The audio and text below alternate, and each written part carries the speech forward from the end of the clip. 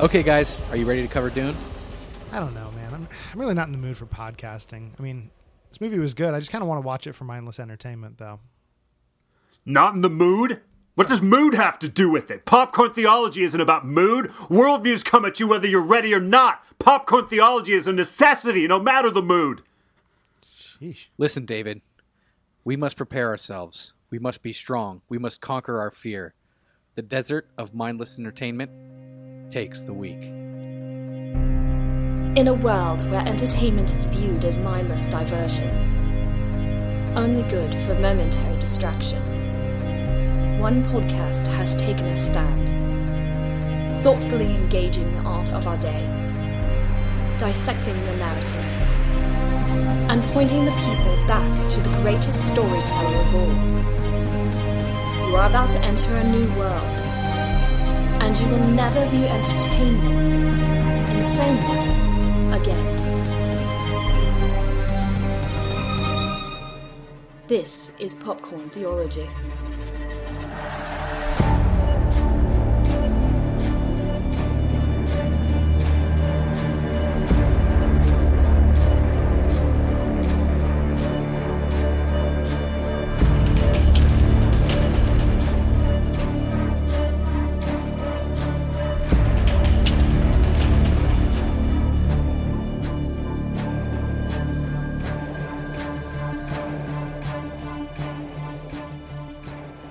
Welcome, movie lovers and theology nerds, to episode 249 of Popcorn Theology. I'm David. And I'm Miles. And I'm James, and I guess you found the mood, David. I did. I found the mood indeed. Big mood, as the kids would say. Hey, David, use the voice. Make me do the podcast.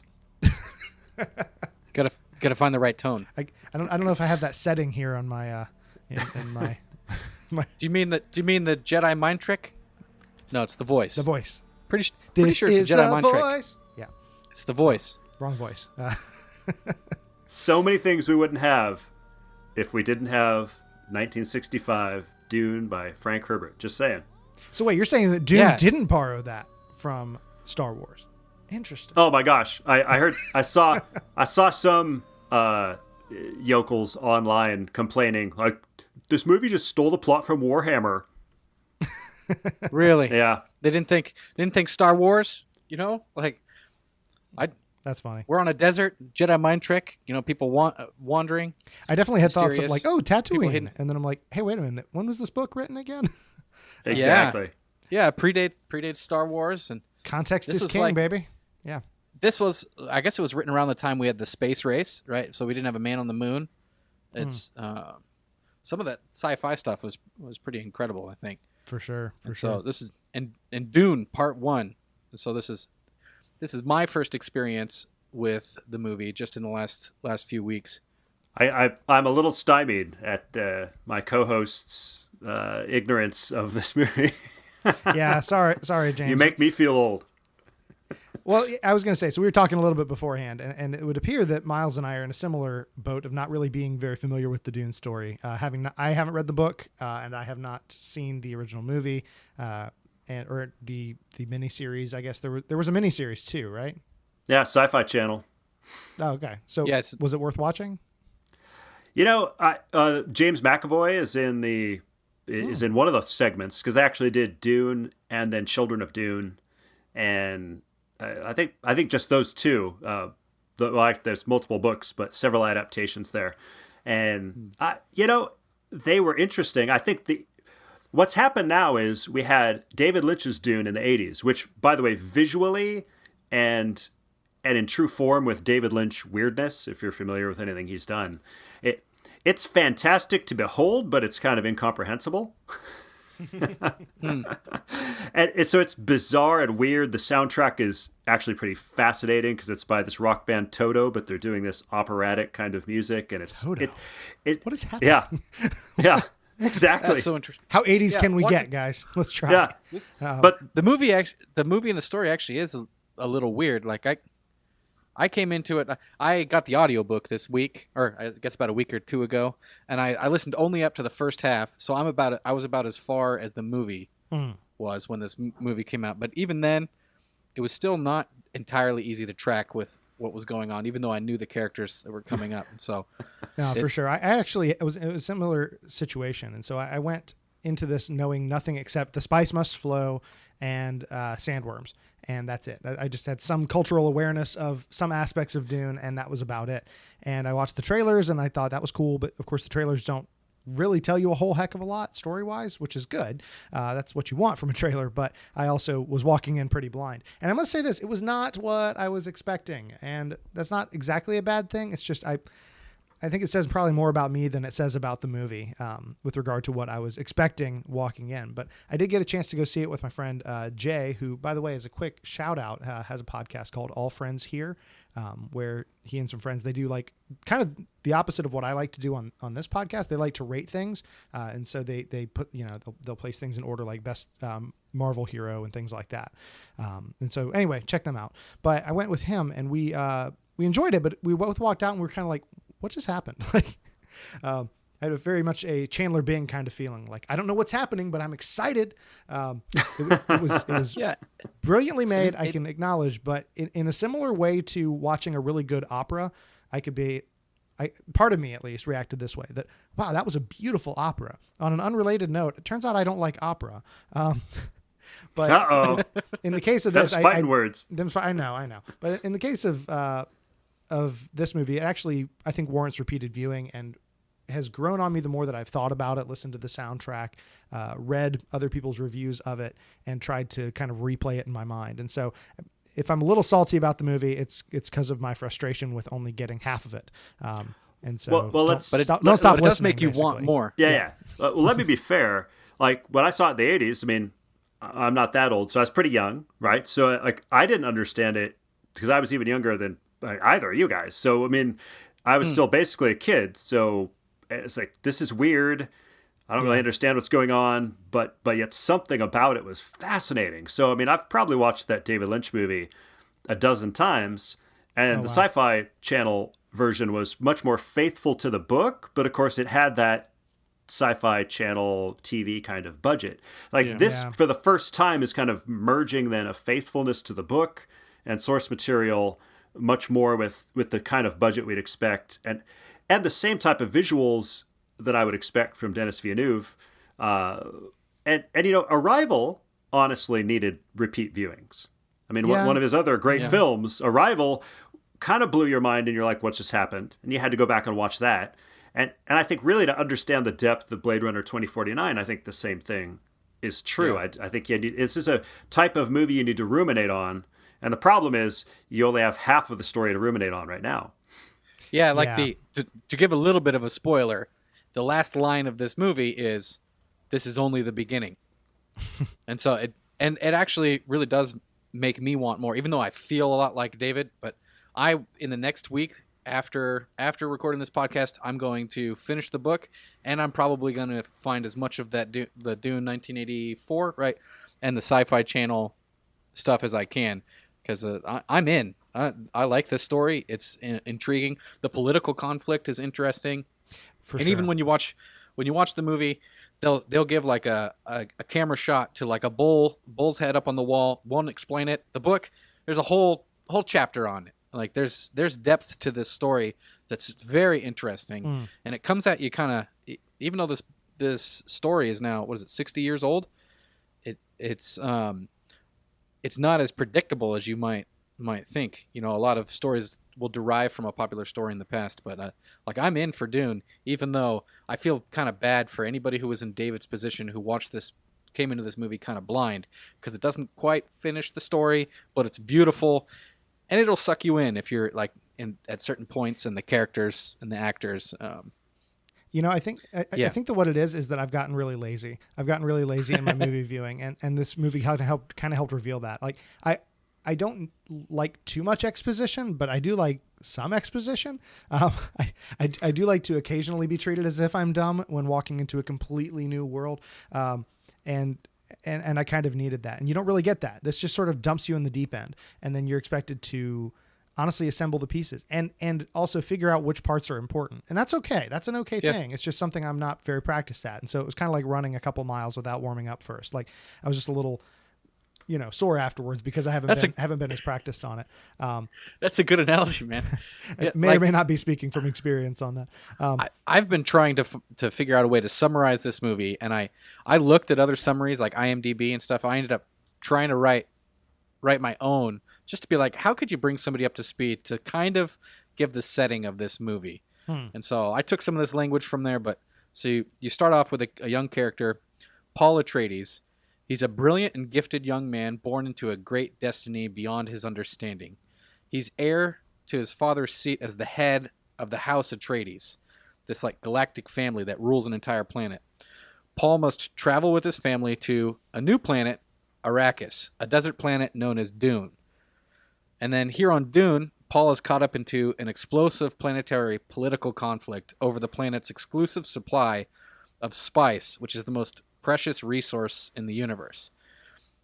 To ensure the future of his family and his people, he must survive threats from rival families, a hostile planet, and a fierce indigenous people that live on Dune. Mysterious and fierce indigenous people.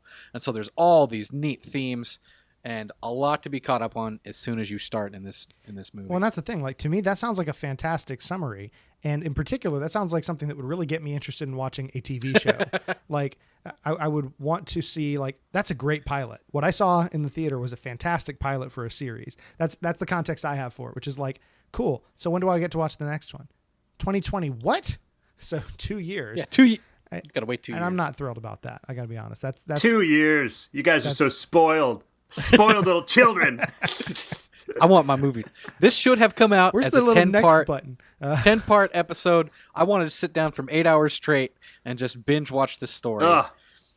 You guys, how long did I have to wait between Star Wars installments? 3 years, guys. Come on, Back to the But they Future. didn't stop halfay through the 4 story. years. That was Empire the Strikes sequel. Back. Hans Empire and Strikes Carbonite? Back, Are you kidding me? Oh, come on. But Luke lost his here's the thing. hand. It's his Narratively, father. the story wrapped up. Yes, it was a cliff. There's a difference between a cliffhanger ending and not an ending. What we got in Dune was not an ending. So Lord of the Rings. Okay, and so here's the thing. Everyone's compared it to Lord of the Rings. Or not everyone, but a lot of people have compared it because of the scale. It's an epic, and saltiness aside, it is. It's incredible. And it is similar to Lord of the Rings in that sense. And I remember watching Lord of the Rings also blind as a kid, watching that and being like, oh my goodness, this is amazing. But also, why aren't they at Mount Doom yet? Like, the movie, there's credits rolling, and they didn't get to Mount Doom. That's how I knew nothing. My dad had to be like, son, there's 3 books. And I was like, there's going to be more? And it was just... It was mind-blowing. But still, somehow, in the process of making 1/3 of that story, Peter Jackson managed to make a story arc. He managed to make it narratively satisfying at the end of the first Lord of the Rings movie. Now, granted, he had 3.5 hours to do it in, but I maintain that was sort of my frustration. If you're going to stay faithful to a book and tell half of the book, then you're going to have an less than satisfying ending, right? I mean, it was sort of inevitable. I don't know. Maybe I'm just. Now, to his credit, though, at the beginning of this movie, he put part 1. But they didn't in the release and in the marketing. It didn't say part 1. But but in the theater, I'm just saying, it told you part 1 right at the beginning. And I knew going into it that was going to happen. But still, I was expecting a sort of end of Fellowship of the Ring, kind of like, oh, I see. We've had one of the climaxes.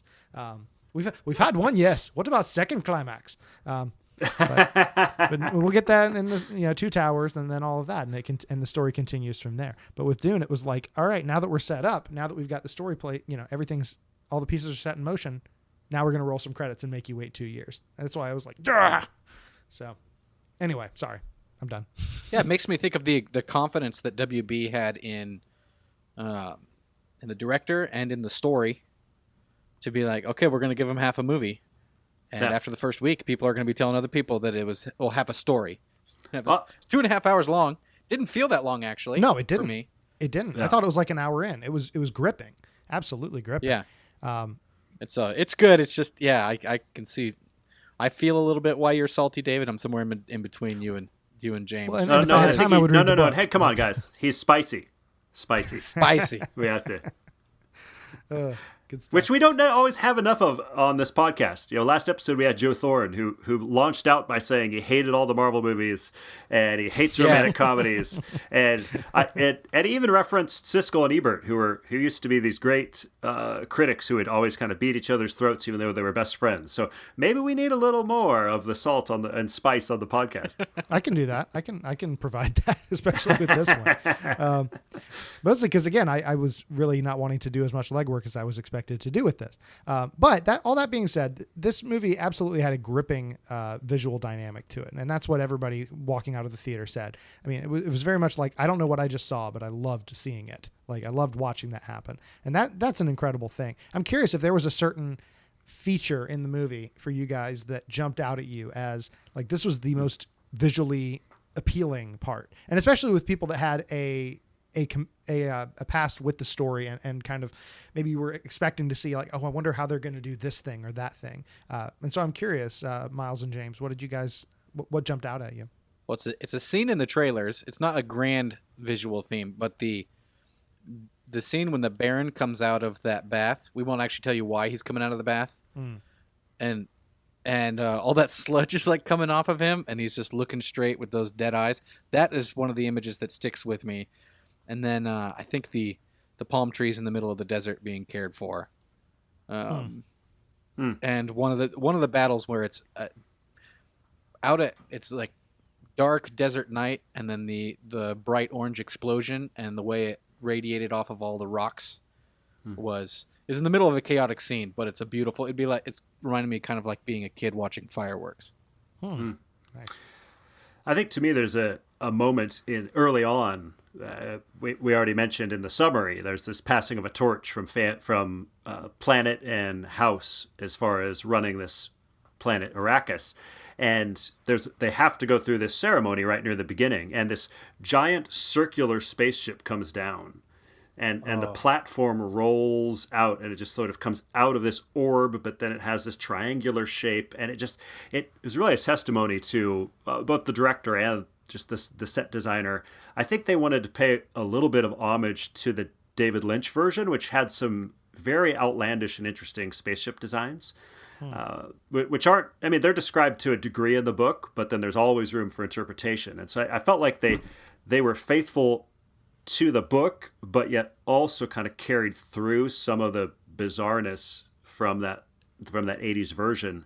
And the grandeur of that, just what it would take, and like the different people that disembark from that, it was like kind of a mind-blowing moment of this is it's supposed to be set thousands and thousands of years in the future, and the contrast of how it's so beyond our technology and everything is beyond our understanding, but at the same time, then they have this giant wooden desk and wax seals, and they have these traditions that they've maintained for thousands of years. Yeah.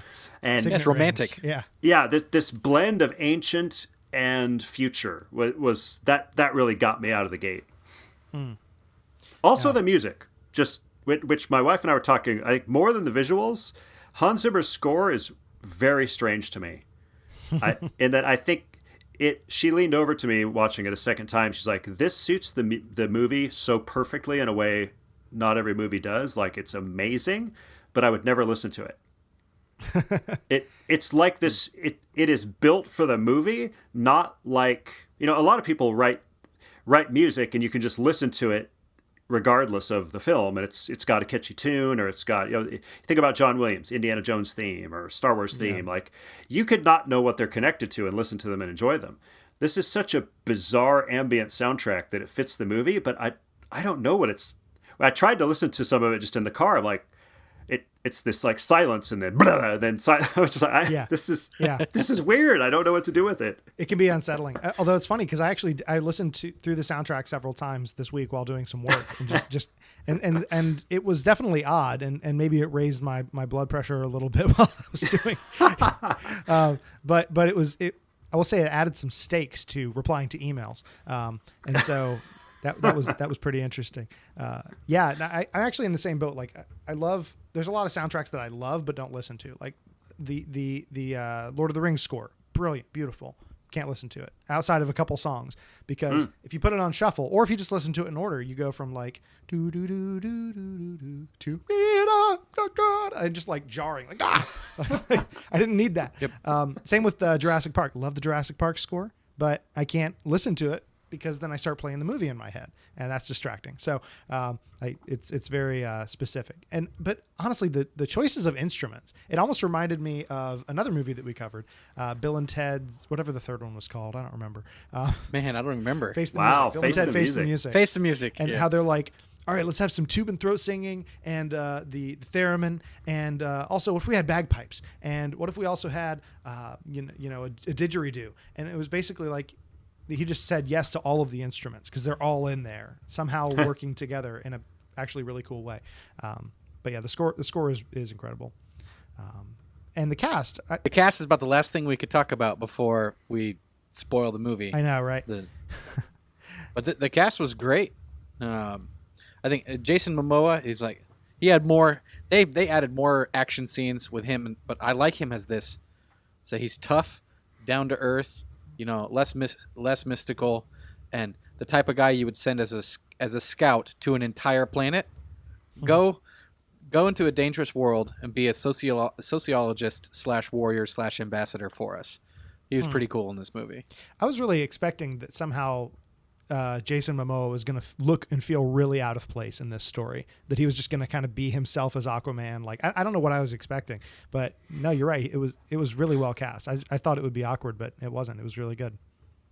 Now, Oscar Isaac, I thought was tremendous as Leto, and he is an interesting character without getting into spoilers, but he needs to convey a lot of emotion and yet also lead these people, and I felt like he shined in a way I'm not even really sure we got to see him do much of in the Star Wars trilogy that came out. But his character was a little more fun and not quite as weighted down as this character. The scenes with he and Timothée Chalamet as his son, which is great father and son scenes, and some people have complained about Timothée Chalamet, like almost like he's the weakest, but I feel like this is a character this is his coming of age story, so he is supposed to be to some degree undeveloped and weak in this first portion of a story. I feel like a lot of people are praising the cast and saying he's the weak link. I'm like, but I think that's a component of the story, is that he's up and coming. So I didn't see him as weak. I saw that as intentional. That was my take. And there's a lot inside his head. Maybe it's from just having freshly read the book. I think that Timothy did a good job there, and with the relationship with him and his dad, it made me feel like if Leto was my dad, that I would do something great. There weren't too many scenes, but it just seems like my dad is great. No jab against my dad, but it's just like it seems like somebody who understood the stakes, understood what decisions you need to make, understands what pressure you need to put on your son in order to go be great, and They knew that it's a great risk taking on this new planet. Yeah. But they're doing it anyways because they have ambition, and like it's not selfish ambition. It's this. Well, he'll talk about it a little bit later. A calling to leadership, but he's not. He's like Simba at the end of the Lion King. Like he's got a balance between I just can't wait to be king and selfish desires, and he's ready to take on responsibility and lead. And he sold it for me. It's like it was understated. He wasn't didn't have the brashness of somebody like Thor. Kind of like an Odin figure, but less mystical. Yeah, for sure. Yeah, I think that as far as the cast goes, I mean, there were just so many heavy hitters that like I really thought that somebody would outshine someone, and somehow they really didn't. Rebecca Ferguson had to do a lot of the legwork, if we're being honest, emotionally in this film, without getting into spoilers. I thought Javier Bardem was fantastic, mostly because I had no idea that was Javier Bardem until like 20 minutes ago when I was looking at the cast list. I was like, that's who that was? I had no idea. So that's a good sign. And then also David Dastmalchian, who I did recognize, though I can never remember his name, Polka Dot Man from... Yep, that's who I remember as Polka Dot Man. He's been in 2 of my favorite movies this year. Yeah, so he was great in it as well. Fantastic cast. But yeah, so I think that there's a lot that we can talk about, but there's not much we can say without spoiling the story. And again, the amount of story that we have so far, because we can't really get into anything beyond the scope of this. So hopefully we're not going to spoil anything. Speaking as someone who hasn't read or seen anything beyond this, I hope that we don't spoil anything for me for the next film that comes out. Yeah. But before we get into that movie where a young man joins a special group of people, if you are interested at all in joining a special group of people, consider supporting us on Patreon. That was a painless segue, right? So this is something that we supports the podcast, and they didn't vote on this particular episode, but they do get to vote every 4 episodes, and that is a lot of fun and usually a lot of kind of hashing it out in the exclusive Facebook group. And so if you support us on Patreon for as little as $1 a month, then you can interact and influence and vote on future episodes of the podcast. So please consider supporting us there. Side effect: your eyes might turn blue, glowing blue. Just saying. Yeah. That's cool though. I don't think anybody will mind. I mean, blue eyes are cool. What can I say? Yeah. But the cool thing about the patron saints of Popcorn Theology is we kind of have our own little siege, and we like the Fremen, and there are a number of, actually we have multiple sieges, if you will. So multiple caves we hide in. Exactly. And so if you do want to connect as well, just so if you go to popcorntheology.com, we do have a Discord server where we discuss episodes and movies and just do general chat. And we also have on Facebook our Popcorn Theology page, which you can find and interact and begin to get that surface level interaction before you then get into the Patron Saints Facebook group that we have if you support us on Patreon. So different ways that you can connect if you can find us through the desert that is the culture out there. Yeah, and we need to prepare to interact with the desert culture out there, don't be deceived. We need to be ready. Kind of like these guys equip themselves with their still suits and their compasses and their crazy sand machines. We need to be prepared to survive the wasteland that is mindless entertainment. And one way you can do that is equip yourself with the Popcorn Theology merch. That's announcing the coming of the Popcorn Theology merch store. We've got sweet T-shirts. We've got mugs. We've got pillows. We've got stickers. Mm-hmm. Slap a Popcorn Theology sticker on your car and let people know that you are not a mindless consumer. Or someone else's car. No, don't do that. That's vandalism. Oh yeah, tag somebody else's car. No. David, I noticed you wear the Popcorn Theology gear like you were born to it. Like you just like so. Did somebody tell you how to wear it? That seemed to be the right way. That seemed to be the natural way. I don't know. That was. Oh, I've finally seen it. But honestly, it's a couple weeks ago, I think I told you a story about how I was wearing a Film and Theology style T-shirt and had a good conversation with a guy after watching a movie. That's genuinely what we hope could happen. Yeah. If you rep our merch, is that somebody might go, Popcorn Theology, what is that? And you could be like, well, let me tell you. And maybe, just maybe, this will lead conversation be a stepping stone on the way of leading somebody deeper into their faith, deeper into their movie watching experience, and maybe introduce them to Jesus. That's one of our grand hopes outside of the fact of it looks pretty cool. Yeah, absolutely. This is a shirt that I hope becomes like, oh, I'm going to see a movie in theaters. I got to make sure that I have my Popcorn Theology shirt clean by then, so I can wear that. And wear it to church if you're of a church where T-shirts are acceptable. And some of them have a feature on the back of the tagline of the show, "You are not a mindless consumer." So just be aware of that. It's worth checking out. And you can find the merch at, there will be a link in the show notes. There will also be a spot on popcorntheology.com where you can click right on merch, and that will take you over there. You can find, like we said, stickers, drinkware, and various other things like T-shirts and hoodies and the like. So do some Christmas shopping. If you disclaimer, though, guys, disclaimer. We have to add the disclaimer. It will not recycle your water. Or truly help you survive in a literal desert. Just to be clear. I guess it depends on how you use the drinkware, but we don't. I don't want to recommend anything like that. So. You need multiple cups and some. I'm not sure how we'd do it. Okay. This got gross quick. All right, so we're going to drop ads here, and we're going to drop a spoiler warning so we can actually talk about the story elements a little bit more deeply. Join us back here after the break. If you have not seen Dune, you have been warned. Go see it and then come back and join us.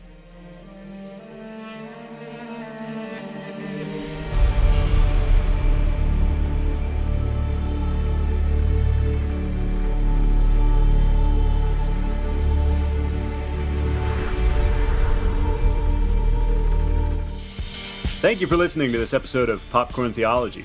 If you want to hear more from us, subscribe on iTunes or your favorite podcast catcher. Also, follow us on Facebook and Twitter and share this episode with your friends. Assuming you have friends.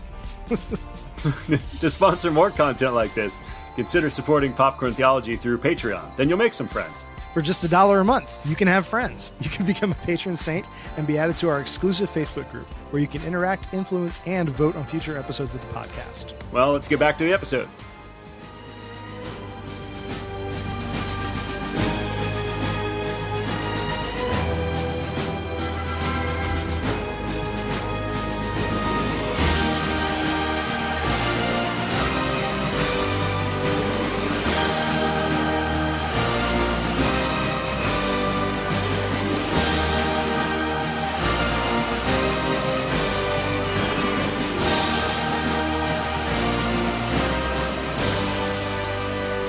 Welcome back, everyone. I hope you all are ready to brave the Arrakis Desert as we make our way through. Now, just remember, as we go, you can't walk like normal or else you're going to draw the sandworms.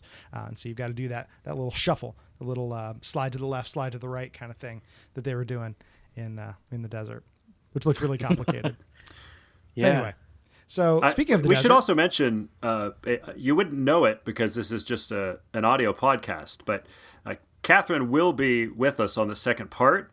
And she actually is. She has been here occasionally. She just occasionally walks by and kind of turns back and looks, and you can't hear her.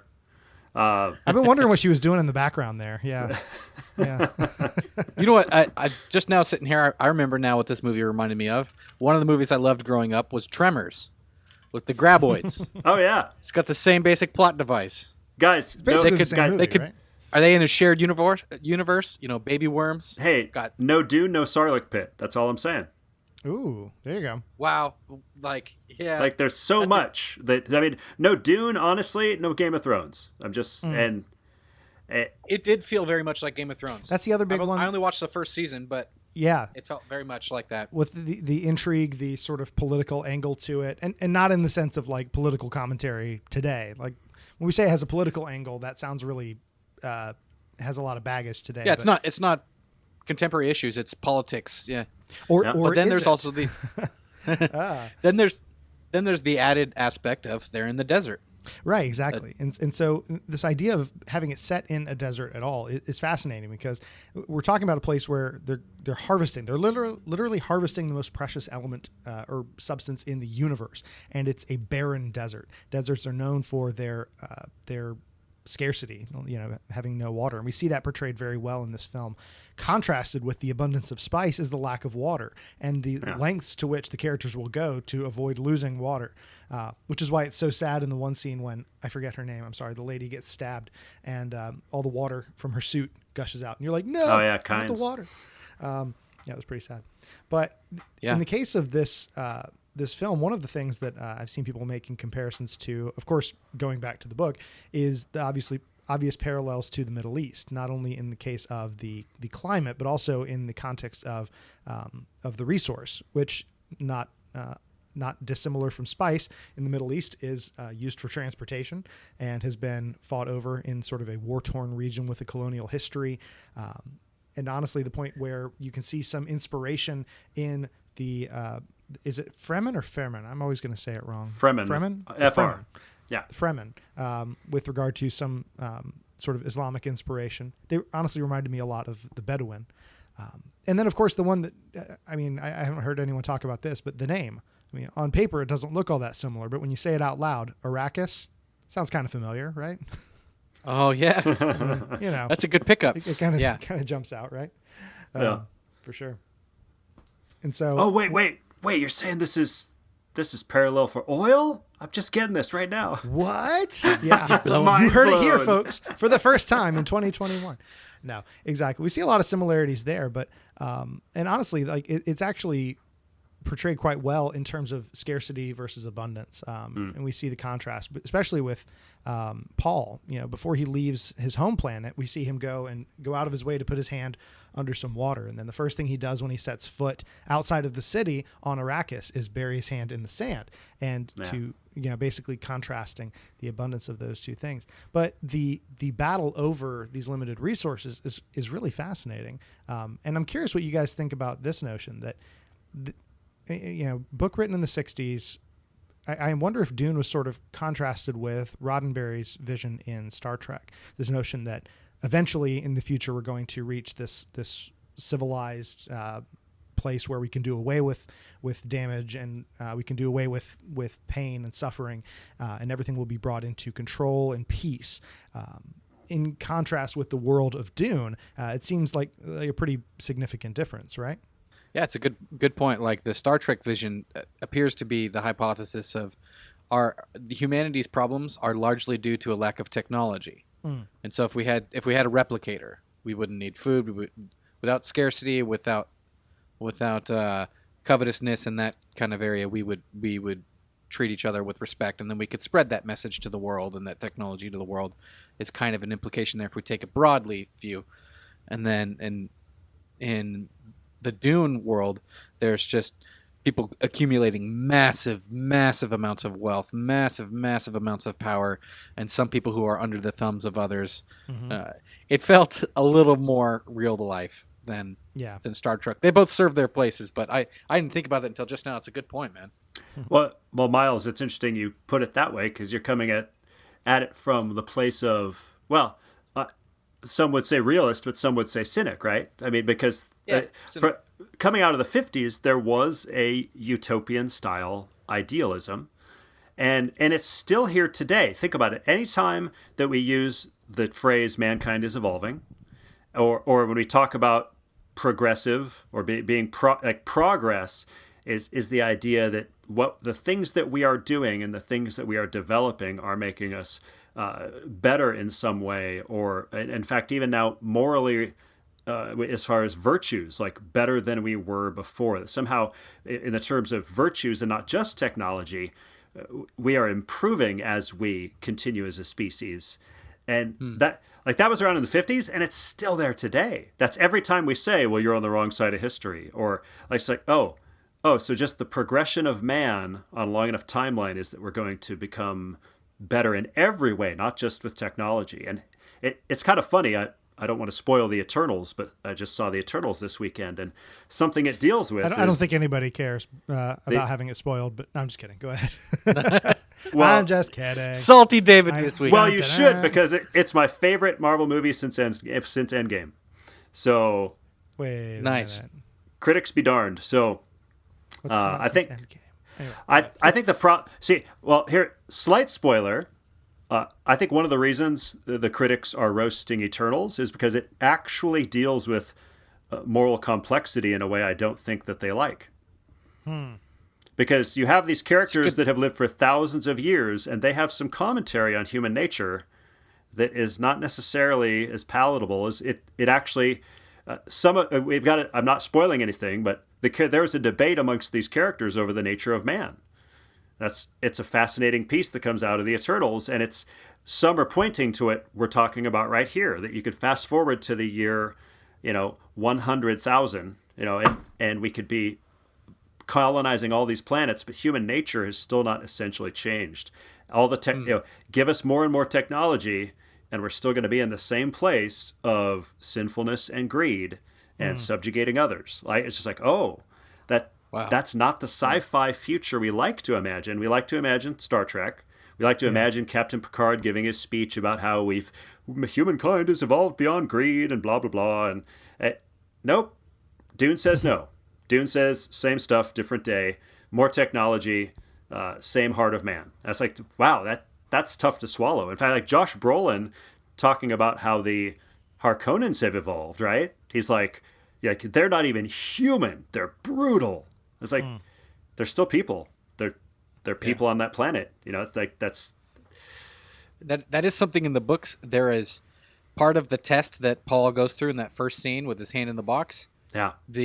it's explicitly stated in the book, is deciding, can you act like a human, and will your will override your body and your desires and your sensation? And so it's literally the grandmother, whatever she's called, says, we're going to decide whether you're human or not. And that's, it's like right on the nose there. And by human, be like somebody who can master their fear, master their senses, and won't just be a slave to their desires, which is largely what spice does to people, which is one reason why everybody craves it, is that it's a little bit addictive, a little bit hallucinogenic, and then also used in trade. And all of this is why people end up in the desert, a harsh environment that, whether it's 3000 BC, whether it's 100,000 AD, is a place that brings out human character. Yeah. It's even like biblically speaking, the desert is often used as judgment or seen as something outside of God's favor. You know, like when the spies go up to the promised land and they bring back a bad report, only Joshua and Caleb say, yeah, God can lead us there. They lack faith in God, and so what does God do? You are going to wander in the desert for 40 years. Yeah. An entire generation is going to fall to the desert. Only a few of you are going to survive through this. Or similarly, a contrasting picture of that, where does Jesus go when he's tempted by Satan, proving that he can do the thing that none of us can? He endures temptation. He goes out to the desert, tempted by the devil. And so this... No still suit, by the way, just saying. No still suit, right? Yeah. Still suits seemed amazing. Also, on a side note, I literally just, as we were recording this, got why they're called still suits. I was like, they're not still while they're wearing them? I don't understand. It doesn't keep you still. Oh, I get it, because evaporation, like a still. I'm dumb. Yeah. Okay. I'm sure everybody else already got that, but in case you didn't get it might until have used stills after, more. Yeah, exactly. They're like, oh yeah, still. Everyone's going to know what a still is. So yeah, I mean, at the time. Yeah. Or even the creation in Genesis 1, the earth is described as formless and void. The concept that's getting across there is wilderness. That phrase tohu vavohu is it's repeated again in Jeremiah 4. Wait, say that again like a Sardaukar. I don't even tohu vavohu. It's been too much fun playing with it. Tohu vavohu. And this wilderness, formless and void, as a place to go out and bring civilization as God is sending out his creatures. And so the desert, somebody like maybe a biologist these days would point out all of the creatable life that happens in the desert. But for the ancient world, desert was a place where people go to die. Yeah. Hagar is sent away into the desert. She lasts until her water runs out, which brings up another powerful metaphor. Another powerful idea in this story that's a metaphor throughout Scripture is water as life. Watching this movie made me think of Psalm 41, as the deer pants for water, so my soul longs after you. The psalmist crying out to God. And so the idea is, as a believer, as a follower of God, like, the way that you crave water and you need it. Yeah. We should crave the Lord. Man doesn't live by bread alone. As the deer pants for water, so my soul longs after God. For sure. I mean, and that's something that we see, especially as Christ comes to be the living water, right? And he's talking with the woman at the well in another, semi-arid climate, where water is not as scarce as it is on Arrakis, but it is still pretty scarce. I don't know why I said scarce, but I'm not going to go edit it.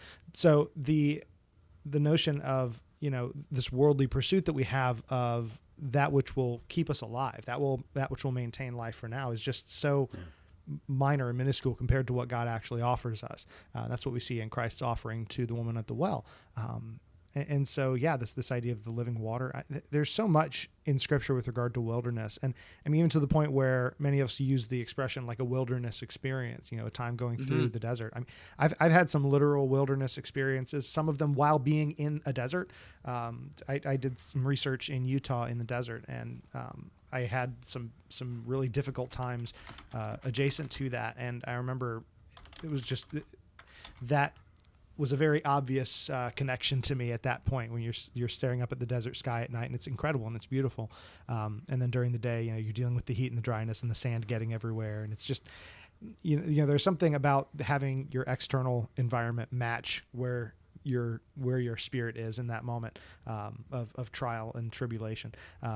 That's very, very fitting. And so to have this story kind of mirror that is really interesting, because that's where we find Paul and his mother. They're in the desert after having everything ripped from them, being left for dead, and they have to find a way to not only survive for their own sake, but to carry this enormous weight and this legacy on his shoulders.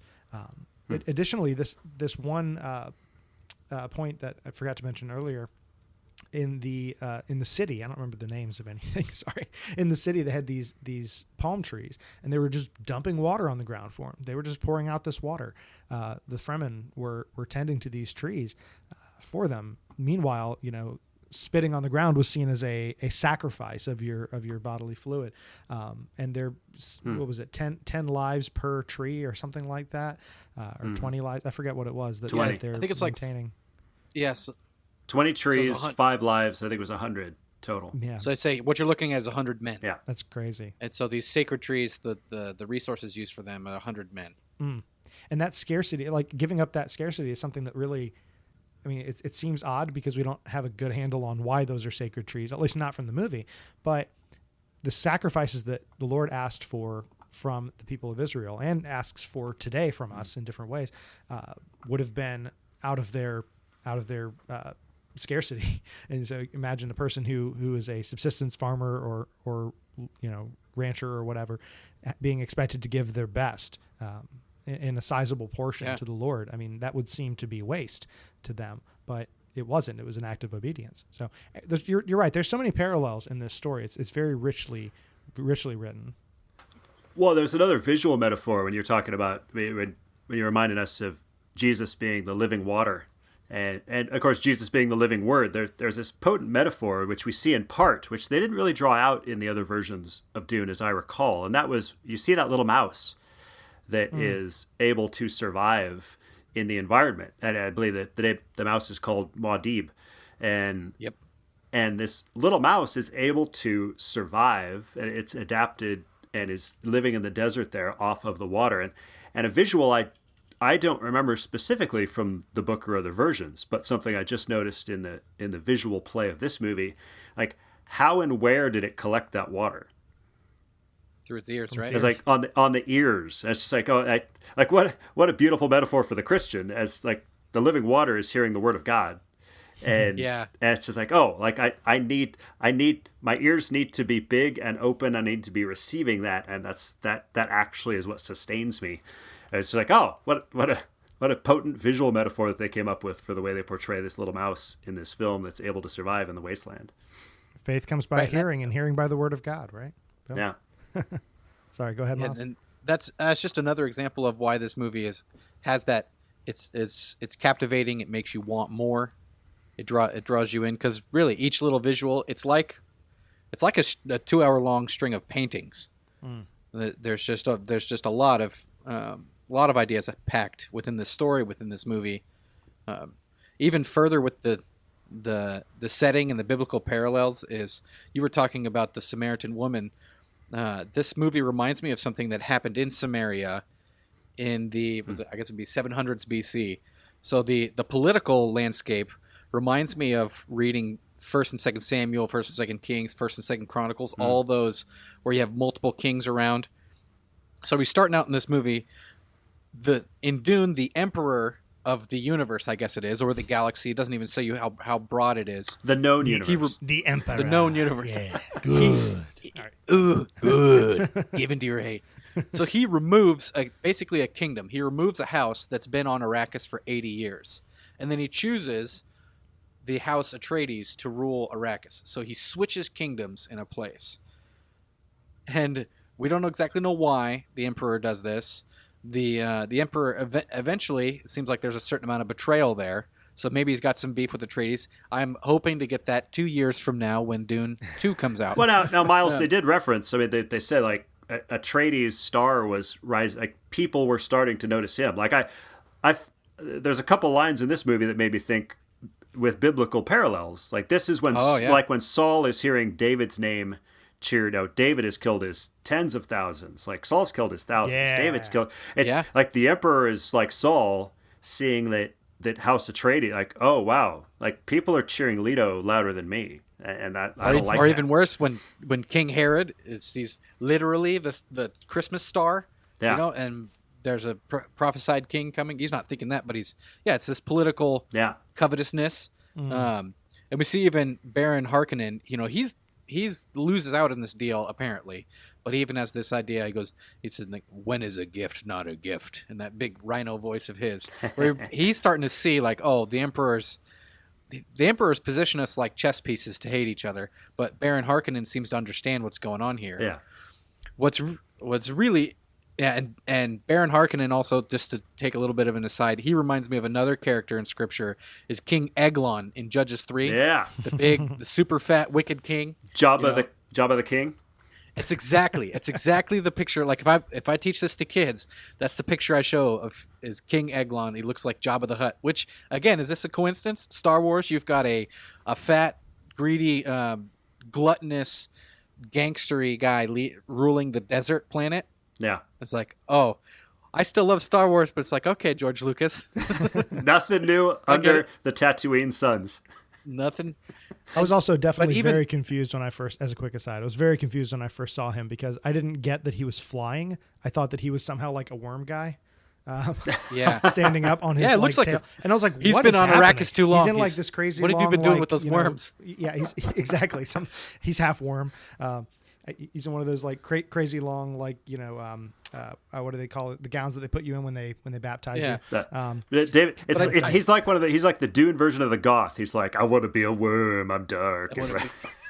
But really, the picture that this communicates is Harkonnen. He's somebody who eats more than he needs. Yeah. Similarly, his leadership, he consumes the planet. Yeah. He doesn't even get to know the people. He just oppresses them, and he eats and eats and eats and eats and eats. He eats so much that he needs some kind of suit to move. Yeah. And so he's like King Eglon. Oh, he's in a suit. He's in a suit. I think I got that from the book. Well, he just flies. No one explained. This dude's flying. Like no one is. He's got like this. kind of spines and something on his back. Like that's the way. And there's the sound, I think. He's got like a fat rig to help him move around. Yeah. And so in the future, you can eat so much that you can, instead of working out, you get a fat rig that flies you around. Yeah. Okay. If you can. That's good to know. So, see, there's hope in the future. All right, that's good. Yeah. But even similar to the Ehud story, if you remember how Ehud takes down Eglon, he was left-handed, and so they checked where your sword would be if you were right-handed, but they didn't check. He strapped the sword on his other side, and so he looks like he's harmless. He looks like he's unarmed. Similarly, you have Atreides. He's paralyzed and naked in a chair, and he looks harmless. And so, like Eglon, Baron Harkonnen is looking down at him, and Leto Atreides gets a chance to kill him. Now, he doesn't end up killing him, but that story is so similar. It's like, it seems like this guy's been reading his Bible, because all of these elements line up together. Yeah. And again, that's another part in which, man, this movie had some really awesome themes that are probably both drawn from the Bible and then produce other stories we love, like Star Wars. And then all of this is to say, so you had these houses battling against each other over the same land. Similarly, what happened in the Old Testament is when we read this in 2 Kings 17. So when the people of God repeatedly disobey God, reject his covenant, God ends up removing the blessings of the covenant. One of those things is the promised land. So he removes his people from the promised land. The way God does that is through the empire of Assyria. And what Assyria does, similar to what the emperor does in this movie, is what Assyria would do is they would take one people group from one land and place it into a foreign land, and then take another people group from a different place and have them rule this new land. And part of it was to keep those people unattached to the land and weak. They're disoriented. Similarly, that's basically the same thing that the emperor of this known universe is doing. And so we read in 2 Kings 17, 24 and 25, it says, the king of Assyria brought people from Babylon, Cutha, Ava, Hamath, Sepharvaim. Oh, man. I should have practiced that one. And placed them in the cities of Samaria instead of the people of Israel. And they took possession of Samaria and lived in its cities. And at the beginning of their dwelling there, they did not fear the Lord. Therefore the Lord sent lions among them, which killed them. Dang. So you got people living and ruling over a land that wasn't theirs, and similarly, the environment turns against them. The power of the land turns against The them. worms. Yes. Right?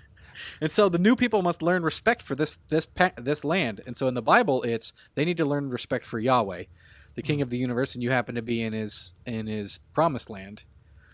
These new Samaritans need to learn to respect the power of God. And so eventually they send priests, learn to worship God, but they don't totally, in the end, they don't totally worship God. They kind of add him to their bag of gods. Which made me think, in the grand scheme of history, what if these people had fully devoted themselves to God? He probably would have integrated them into his family. This might have been part of our spiritual lineage, but instead they were kind of more like the House Harkonnen. They didn't quite embrace the power of the land. But in Dune, you have people who try to embrace the power of their new land, their new planet. The House Atreides, they get moved to this new spot, and they are wise enough to understand that they need to acquire what they call desert power. Yeah. And so all this, I hope you were following that. It was really cool the way this paralleled. Like the Book of Dune really captures well this reality that we saw in the Old Testament. And that if you just look, the House Atreides were trying to learn the respect of the power of the desert. Similarly in the Bible, when people moved into the Promised Land who weren't originally there, they needed to learn to respect the power of God. It was really quite cool. And let's just tie that all back just for a second. I mean, I know it's the basic premise of Popcorn Theology and some of the stuff that we do, but you look at that, like, so here we have, I think before the podcast, David, we were talking, and you were wondering, which I think a lot of people do sometimes when they come out of movies like Dune, and they're like, what? Everybody's talking like this is the greatest thing since sliced bread. It's like, what was so special about it? Yeah. It's like, well, on the one hand, it's like, well, yeah, so much has been piggybacking off the back of Dune, like movies have basically been calling up Dune and riding on its sandworm back for the last 60 years. And so that now when we actually get the original story, or it's like, well, what's so special about this? Well, yeah, because we've lived our whole lifetime watching things that have been piggybacking on it. But then as Miles draws out, so what is all of it piggybacking on the back of? A lot of these greatest stories, whether it's Tolkien, who would directly claim a connection with Christ, or Frank Herbert, who didn't specifically claim to be a believer in Christendom, but was raised certainly in a Judeo-Christian context and culture, like, he is obviously piggybacking on these epic biblical themes, which we think that God has woven into the fabric of real history, and then given to us in the scriptures. So it's like everything is piggybacking off the master narrator here. I mean, even down to toying with the ideas of fear, right? I mean, this movie, I think about, if we haven't mentioned it already, like, fear is the mind killer. Where do we get all this stuff in Star Wars about fear is the way of suffering, like a Jedi must not have, Luke is just being fed the same thing Paul Atreides is, which isn't entirely on the mark, because we would say, actually, no, fear is good if it begins and is sourced in the right place. Like, it has its place within our mind and our heart and our understanding, but then in relationship, it is cast out by that same thing we should. Anyways, as a Christian, we understand fear has a right place. It's not the mind killer. It's actually the beginning of wisdom.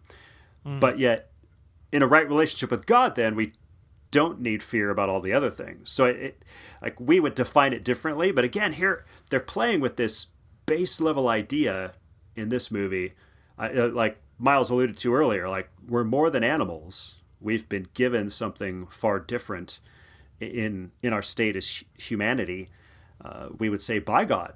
And so we can overcome base level fears, because ultimately we should fear the one who should throw us into hell.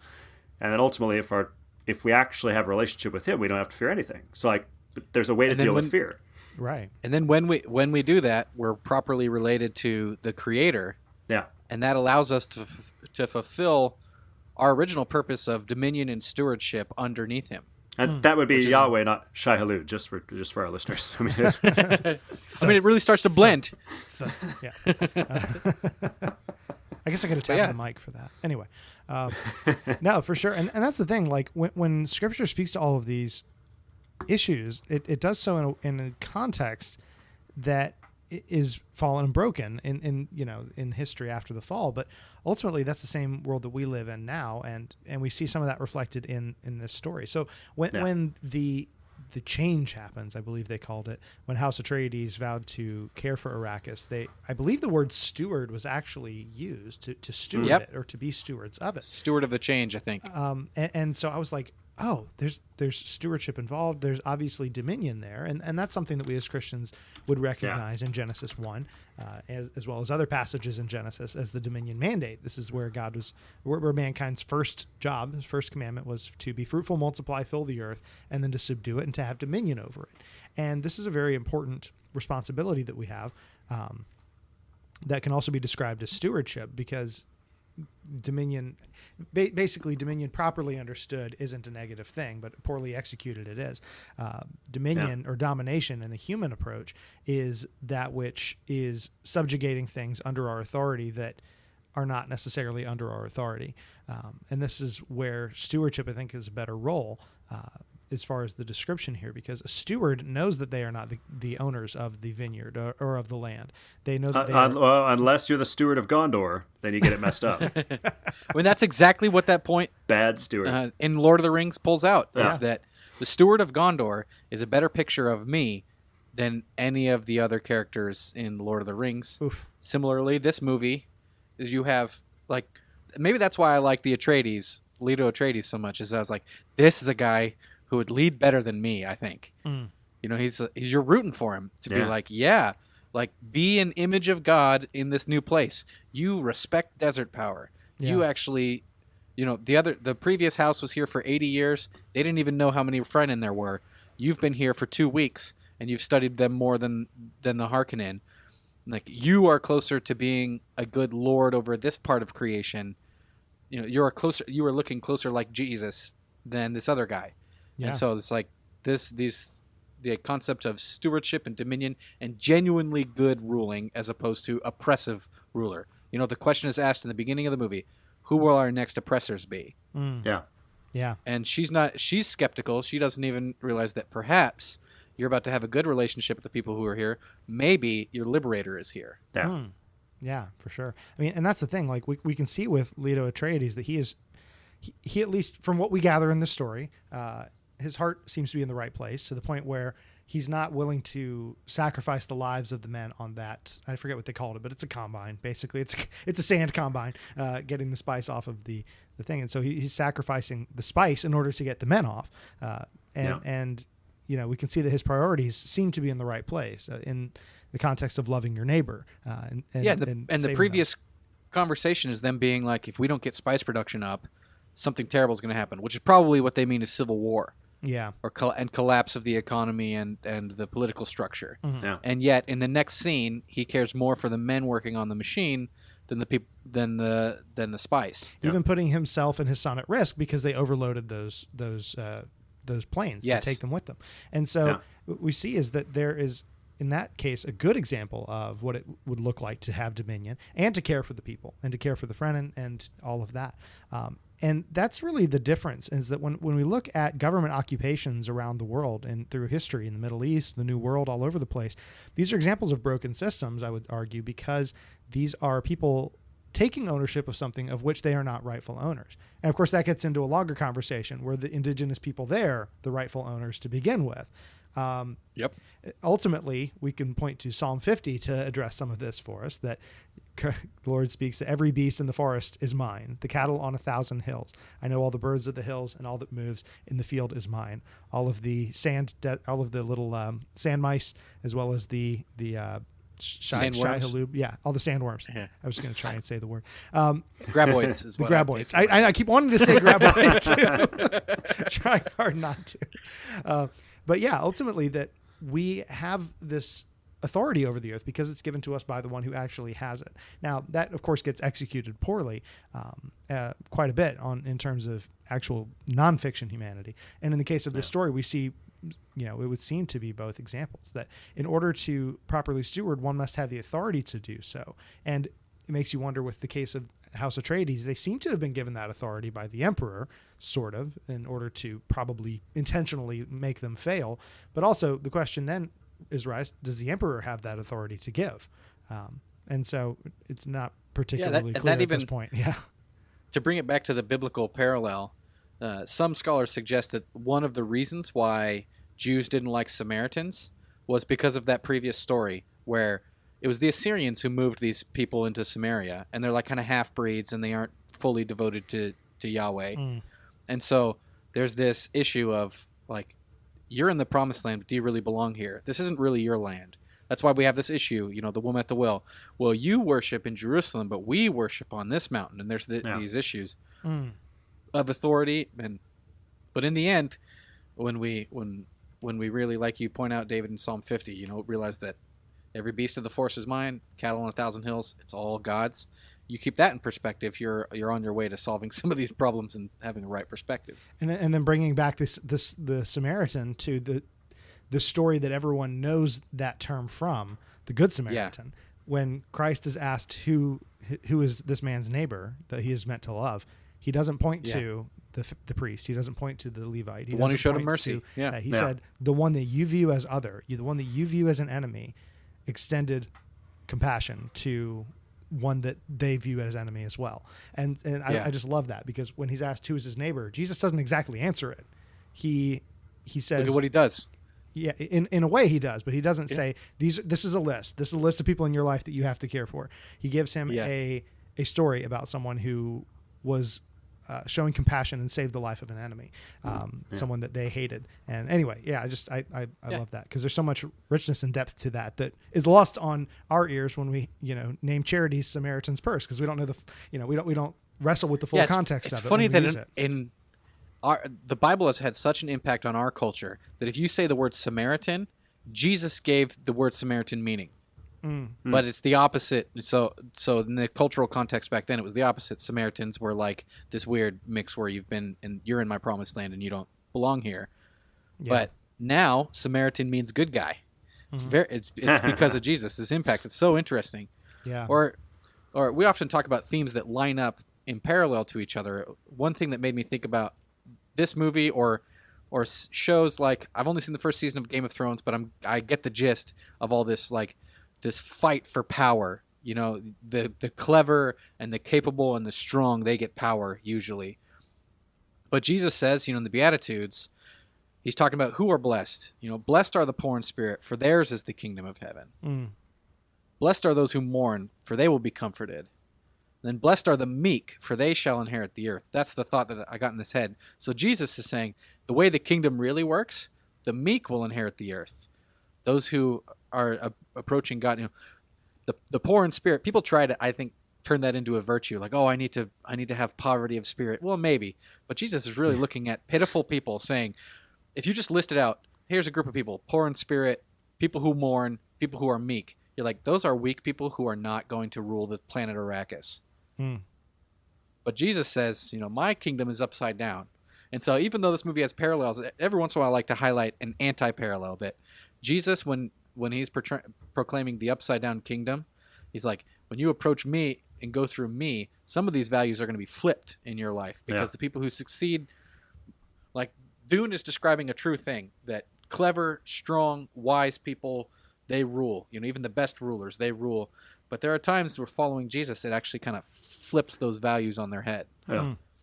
And as a quick, sorry, I'll keep playing the part of salty David right now. But American Christians, when you think of what you view as virtue, what you view as laudable properties in our current very political climate, are those poor in spirit, those who mourn, the meek, those who hunger and thirst for righteousness, the merciful, the pure in heart, the peacemakers, those who are persecuted for righteousness' sake? Are those the people that you're putting in positions of authority? Are those people that you are seeking to be? I know that in my heart that's not always the case. And I know that in a tremendous amount of Christian discourse that's happening today, that's not what we're seeing. We're seeing a power grab. We're seeing a very similar play for power that doesn't acknowledge this upside down kingdom that Christ specifically came to assemble. And it's very troubling, if I'm being frank. And so I really hope that we return to Scripture and let that inform our motivations, rather than letting our motivations frame our approach to Scripture, because the tail wagging the dog there gets into a very dangerous situation. I think I brought this up in the Quiet Place 2 episode, but the Bible Project has a really good take on the scarcity mentality. And basically, they just point out the differences. They point out the connection between when you are in a scarcity mentality. So, for example, when you are close to a desert or you're in a desert, it often brings out the anti-qualities of the Beatitude is struggle and fight and kill to survive. But the biblical idea is, God is a good God in heaven who's going to take care of you. He's going to meet your needs. Don't worry about tomorrow. Seek first the kingdom. And so that's more. These are more ideas that are brought out when we start thinking about desert and scarcity and stewardship. Following Jesus, even though we have very admirable characters in this movie, there are times in which they are an antitype of what it means to follow Jesus. And this isn't too easy to figure out, but that was one of the points that brought out the idea of, we're all talking about who inherits Arrakis, who inherits the spice. But Jesus says the meek will inherit the earth. For sure. And the desert takes the weak is another phrase that you hear. Exactly. The desert's taking the weak. Okay, well, so if we were to really maybe not contort, but just stretch this a little bit and understand, so who are the weak that are being taken? And if we understand, again, that in our weakness, Christ's strength is perfected, as he told Paul. Not this Paul, a different Paul. The Paul, the apostle one. And so this notion that strength is the Lord's ultimately, and that in our weakness we can rely on him. This is why the meek inherit the earth, because they rely on Christ and they don't lean on their own understanding. And so, yeah, I think that that's something that we always need to be reminded of in our lives, because it's so very easy to just follow your own pursuits, and that's what the world does, and that's not how we are meant to be. So anyway, tangent, but a good one for Popcorn I think we do Theology. see a little of that. I think that they're going for in Paul. I mean, like at the very beginning, Duncan, Idaho kind of is like, oh, you've been putting on some muscle. And it's like, no, you haven't. And I mean, it's just the definition of meek, right? It's like mild of temper, soft, gentle. Like there is this unique quality to Paul at the beginning of the movie, wherever they go with it, right? But he's not buff and he's not Jason Momoa, and he doesn't comport himself, and even he seemed like he's not even like his dad. He has seemingly a much more quieter soul in a sense, and so Ed is wrestling with even uncertainty to be called, right? And so like there are these qualities in him which I think there's trying to create that a little bit of different persona, which is, I think some people have said he's the weak link in the performance chain of this movie. It's like, well, maybe it's because we don't respect that type of character a little bit. Well, I think that's a good point. Yeah, Well, it's like who do we think should inherit the leadership of the house, the leadership of the planet? And in our culture, we'd probably be like, dude, Jason Momoa's character, Idaho. Like, that guy's awesome, and I think he's awesome. I mean, he was good enough to lead to get the, I don't even know what his title was in Aquaman, but to get the trident and to lead the seven seas. And so, yeah, no, I mean, and honestly, like, back to your point about the casting aspect, is that Timothée Chalamet does kind of look like Kyle MacLachlan from the original Dune. I mean, not tremendously, but like they had a similar build. He wasn't big tough guy lead. They didn't put Arnold Schwarzenegger in that role or something like that. Anything crazy like that. The worm is the spice. The spice is the worm. That would have been. It was meant to be somebody who looked like nobility. I mean, frankly, and that fits. Who's gonna be raised in the home of nobility? Someone with soft hands and fair skin and kind of soft and is gonna have to be hardened. And so who knows? Maybe he'll go all Christian Bale and gain 30 pounds of muscle before the next. Now one. I'm just seeing all these other '80s actors they could have cast. Like Sylvester Stallone, Dolph Lundgren, Fear's the mind killer. Like we could Sylvester Stallone or who knows. Yeah. But we're talking about casting and choosing. It reminds me of another biblical theme that connects to this story is the concept of a house or birthright. Inheriting leadership and the verbiage. We were talking about the romantic kind of old school verbiage, House Atreides versus House Harkonnen. Yeah. You would think maybe the name of a country, United States or something. No, but it's House Atreides, House Harkonnen. How is that inherited?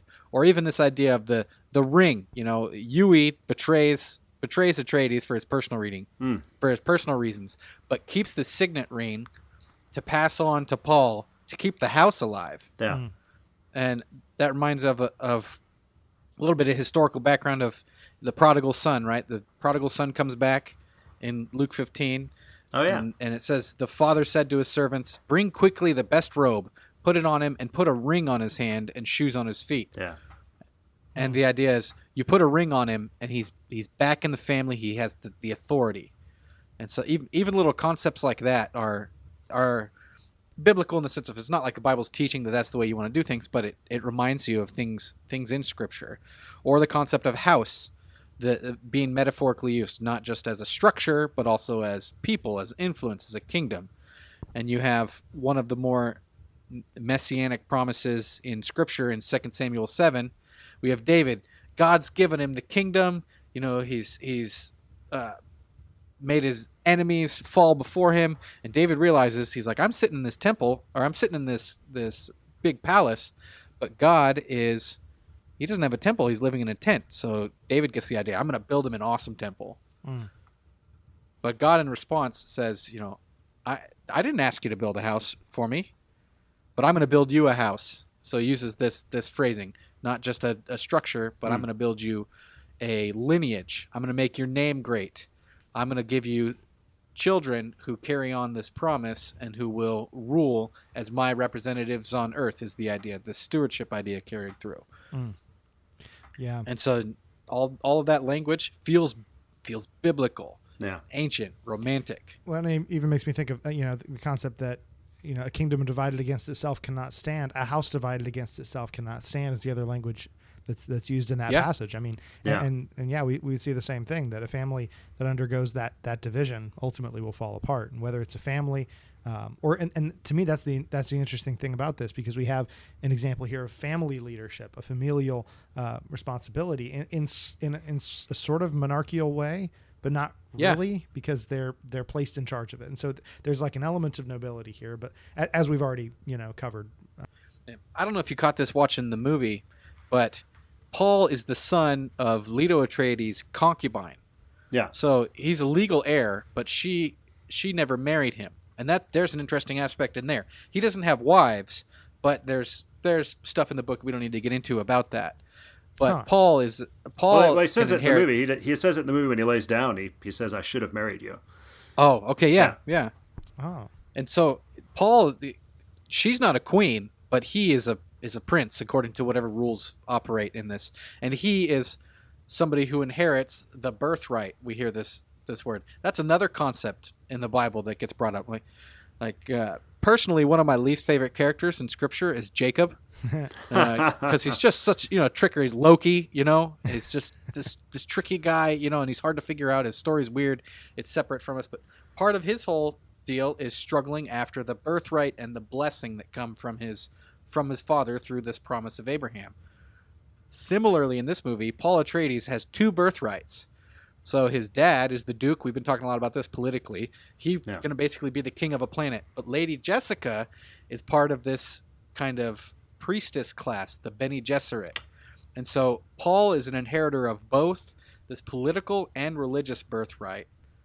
Similarly, actually, Jacob had the story where he duped Esau out of his birthright as being the firstborn, basically family leadership over the soup. And then there's the struggle over the blessing, where he fools his dad, which really I think that story is about how God was going to give him the blessing regardless. He didn't really need to trick his way in, because God blesses him even when he's exiled away from his family. But anyway, we see a dual birthright going through one person. Or similarly, to bring back to David sometimes kind of acts in this role kind of between priest and king. He does some things that kind of blur those lines. And so it's like these vaguely biblical themes. Well, I might even go one further. From the beginning of asking him to pass the water, we also see that he has some kind of Bene Gesserit or extra natural powers as well. So it's almost maybe he's almost got two natures. Oh, yeah. There you go.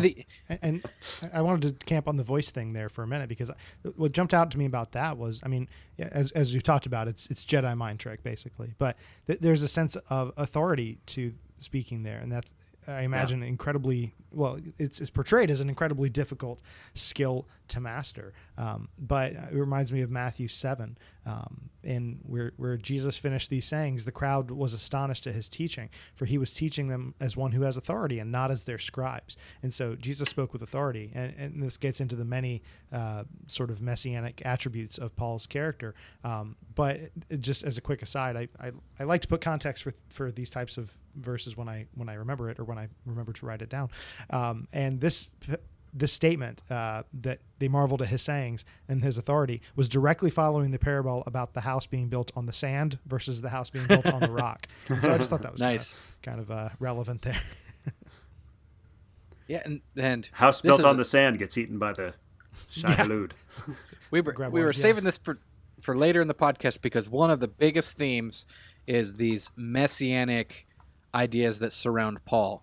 So he's this male son of the Bene Gesserit, which I'm not sure if the movie communicated this clearly, but those ladies were supposed to only bear female children. I don't know if it was abortion or not. I'm not exactly sure how it works. It's not really described in the book. But there is this idea that these Bene Gesserit are, it's not even very clear whether it's magic or not. It seems to lean more highly on, they are like the pinnacle of human observation. They can control themselves so well, and they can see things so clearly. They can observe. It's like when Lady Jessica sees the knife in the sleeve before it's even out. Mm-hmm. Yeah. This is the kind of ability they have. Plus, they have the voice, the Jedi mind trick, which reminded me of prophets in Scripture, as well as this interesting little historical remark in 1 Samuel 9.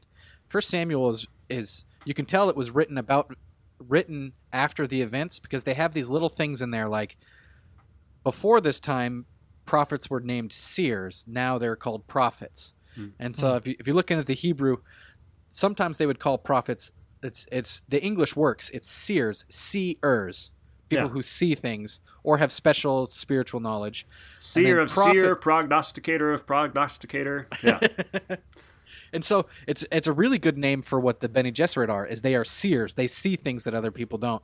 Maybe even, Paul has these dreams, so he's even seeing things in his dreams. Yeah. But is it a heightened awareness? Is it something mystical? Versus maybe prophets in Scripture, which I like better, it's more comfortable for me. Prophets is somebody forth teller. It's almost like an announcer, an angel, somebody who forth tells people, points people back to the covenant, back to what God says. But it is interesting to see these Bene Gesserit are seers. They see things that other people don't. Yeah. But the whole movie kind of walks this line between magical, supernatural, and is this just science or political machinations that are revealing this question of, is Paul what we call the Kwisatz Haderach? I think I got it right.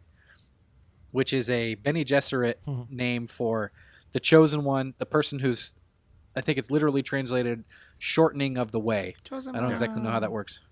Chosen one. So is Paul basically the Messiah? They even use that word in the movie, which is great, because I thought I heard Messiah. I was like, I'm pretty sure I heard the word Messiah. Oh yeah. And similarly, the Fremen have the name. They called him the Muad'Dib, which is they would translate it in the movie, I think, as the one who points the way, which is very similar to the shortening of the way for the Kwisatz Haderach. But Wikipedia, or maybe it was Dunepedia, I don't even know what website it was, said that Muad'Dib is the name for that mouse, the kangaroo mouse. Yep. And so when I was watching this movie, I saw that mouse. I don't know if you noticed this, but the first time the mouse appears, it's inside that palace area, and the mouse actually runs across his path and gets him to stand up and stand in the middle of that hologram thing. The mouse saves Paul's life, actually, in this. It's not the way it works in the book, but the mouse kind of runs across his path, and he's staring at it, and that's when he notices that little hunter-killer drone come in through the bedpost. And then similarly, we see him again. The mouse seems to guide him when they come out of the sand toward the end of the movie. No. I kept thinking, like, before I looked up this Muad'Dib thing, I kept thinking, is the mouse kind of like the rabbit in Alice in Wonderland or in the Matrix, where it's like follow the white rabbit, this like guiding force for Paul? There was all this just really interesting thing to show Paul as this political, religious Messiah figure, and you even see that the way people react to him, like they see that he's really good with his clothes, and this voice comes over, "He shall know your ways as if born to them," which reminds us of stuff in Scripture, right? Yeah. Well, and you see, I also wanted to. Kat and I were talking about this. Paul's actually very skeptical of prophecy. You guys, if you guys caught that, because he calls it, he's like, which kind of calls in, I think, a question that some people have about Christianity, right? I mean, like Paul hears them talking, he's like, oh, the Bene Gesserit must have been here seeding these things. They lean a little more toward what you were talking about, Miles, where maybe they're just heightened humans that have an ability to see things, and they're actually then using that to seed and foster prophecies, which then they fulfill, and it kind of creates this illusion of religion or illusion of their, that it's religion in terms of control that isn't real. It's like self-fulfilling prophecy where you seed things and then you make sure they come to pass. I know some people have questioned that about Christianity, right? I mean, like, oh, yeah, sure, you could read into the Old Testament, you could pull out these prophecies, and then we could sort of just, maybe Jesus just checked them off. Now, a good counter argument is, well, could he really have orchestrated his own death like that? I mean, yeah. Did he orchestrate his own birth? There's a few things that seem to be outside his control, but certainly some things he probably could have, right? I mean, well, he even seems to do it kind of on purpose. Yeah. Like, hey, disciples, go get a mule. I'm going to ride in on it. Yeah. Right. And so when we preach those passages, we go, look, this is Jesus' self-understanding going, Zechariah, read Zechariah. This is me. But other things, it's like so we see in the movie, they look at Paul and they say, he shall know your ways as if born to them. Yeah. Kind of reminds me of, like, in Luke 2, when you see 12-year-old Jesus in the temple asking questions. My church actually uses Luke 2:52 as a theme verse. Jesus grew in wisdom and stature and favor with God and with men. And it filters into our vision of trying to be real and honest and authentic in all of our relationships. Yeah. Or similarly in John 7, the Jews marveled, saying, how is it that this man has learning when he has never studied? And so Jesus answered them, my teaching is not mine, but his who sent me. So Jesus is real clear. This is how I'm connected to the Father. I and the Father are one. Yeah. Yeah. But this movie raises up the question of, okay, so the Bene Gesserit, they can do this voice thing where they make you think like you want to do this. It's even worse in the book, because in the book there are these things that these people that they said were sent called I think it's called the Missionaria Protectiva, something like that. And the idea is that the Bene Gesserit send out people beforehand into planets, preparing the way for their political plans. So the Bene Gesserit are people who are always in the background, and they sent these people and planted prophecies in these other cultures. It's not clear whether they sent them to the Fremen beforehand, but there's what is really interesting. Reading the book, I'm halfway through the book, or going to the movie halfway through, is it leaves you on this choice on the center of the fence. Is there something mystical, providential about Paul? Or is this just the Bene Gesserit plan from a long time ago? All of these things are falling into place, and they're working to create some political upheaval. And Paul gets these visions forward of this. What do they call it? Fanatical religious army. Yeah. He gets these visions toward the end, and that's really good to wrestle with. Like James was saying. Yeah, go ahead, David. Well, I was just going to say, and that's pretty different from what the movie does, because with the movie, the Bene Gesserit, they test him, and then they're like, okay, you passed. And then when they're leaving, they scold Jessica, right, about even having him. As I understood that, it was like, you should never have had him. This was a mistake. This isn't going to end well, kind of thing. Like, they're now outside the Bene Gesserit's plan. Well, they think it's too soon, but they were engineering things. So it's like they think she did it without permission. So now it's like, oh, okay, well, you jumped the gun. So can we still use this? Is this going to still be something we can use or not? Or have you sort of shot the bolt before we were ready to pull the trigger.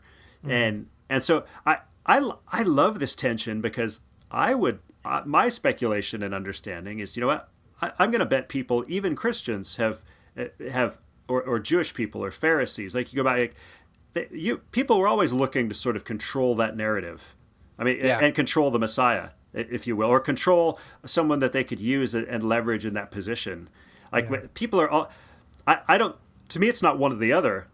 I think what makes it even more fascinating is, people have been trying to control this narrative, but that doesn't mean it's not real, and they aren't going to get superseded by the real thing that won't conform to exactly what they want, which is kind of why, in the New Testament, religious leaders are frustrated with Jesus, because on the one hand, they purport to want a Messiah, but he's supposed to play according to their rules.